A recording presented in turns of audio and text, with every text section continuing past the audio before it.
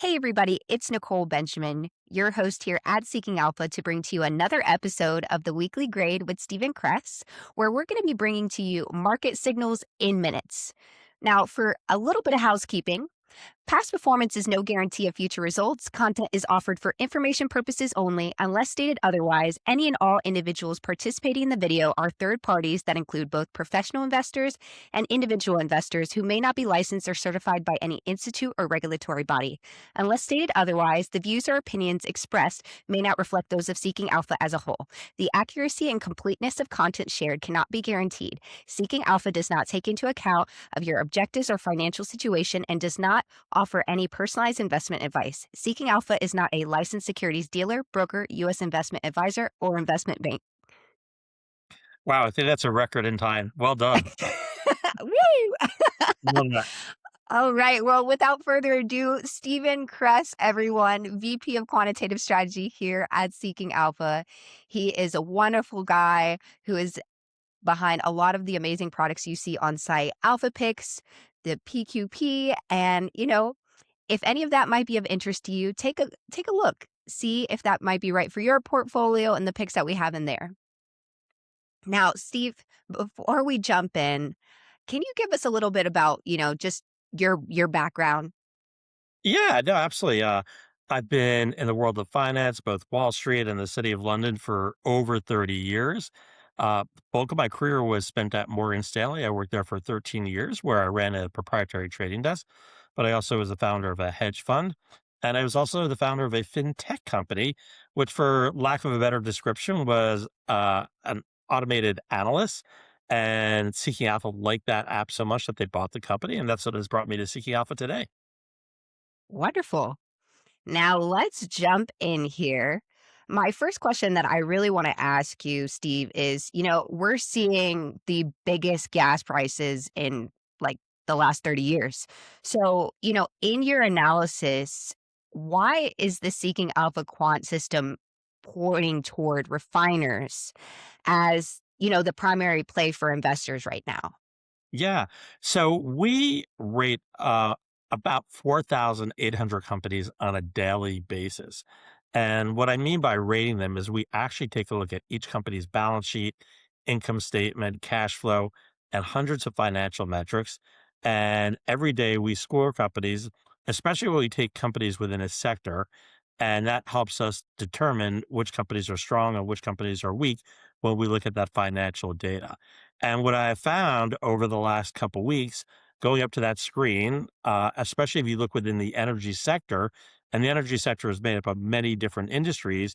But when we look just within the energy sector, some of the top stocks fall within this segment of refining. So it's a very easy answer as to why we're looking at the refiners here. It's because they're coming at the top of the energy screen.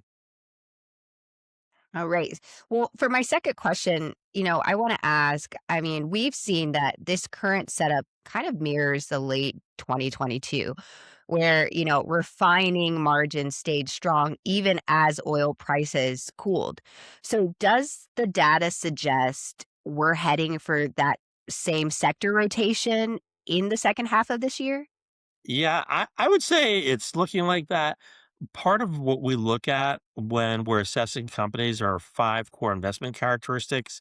We look at value, growth, profitability, momentum, and analyst EPS revisions. And those analyst EPS revisions, we're actually looking at the quantity of analysts that are taking their estimates up or down. And what we're finding is that for the refining companies, a lot of analysts are taking their estimates up. None of them are taking them down, and they're doing it at a pace that outstrips the rest of the energy sector, but for that matter, just outstrips many stocks in general. So we're seeing a number of these refiners move to the top of the list, and a lot of that has to do with that core investment characteristic of EPS revisions. So these are analysts that are revising their estimates up, which means that they felt like their estimates were not high enough, and that's why they're taking them up further. So there's a large quantity of analysts that are doing that for refiners. All right. Well, I'm looking at this page. I see there's a few ticker symbols on it. What's important here in the data? All right, so the common thread here with these ticker symbols, These are all companies that are refiners. They're within the energy sector and particularly in the refining industry. And they all have quant strong buys. That is the second common characteristic. And I'd say if there's a third common characteristics, our quant system nailed it with these strong buys. You can see that these stocks are up significantly for the year to date period. So we have Marathon, which is up close to 58%. We have Valero up 54%. We have PSX up 39%, PBF up 68%, and PAR up 94%. So these stocks have been skyrocketing. And it just tells you this is the right sector. They've had strong buys. And by looking at those analyst revisions that I mentioned before, analysts continue to take their earnings estimates up for these companies. So it looks like we're in the right place at the right time with these stocks. Well, that's perfect.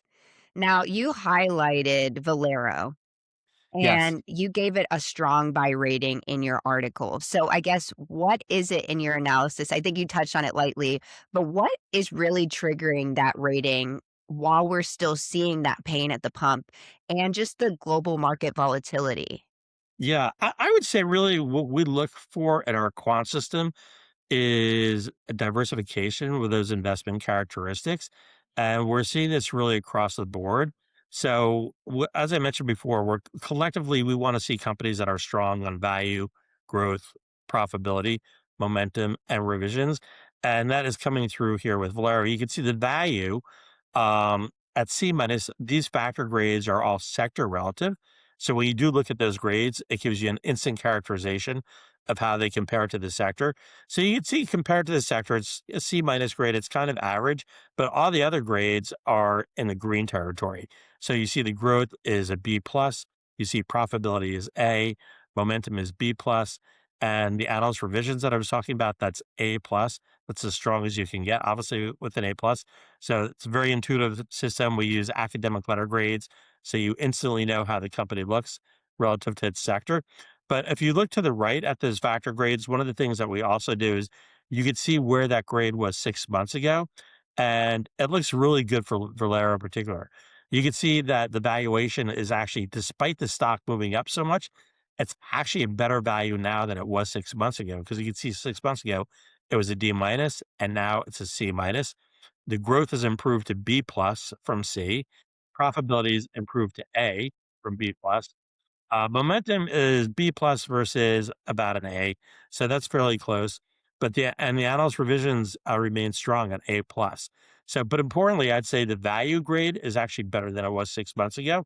So you're getting better growth, better valuation, and that, in my book, is a strong buy. All right. Well, we'll leave it right there, Steve. Thank you so much for joining us today. And for everybody listening in, check us out. Keep, put those notifications on for the weekly grade with Steven. And we'll see you next time. Thank you so much.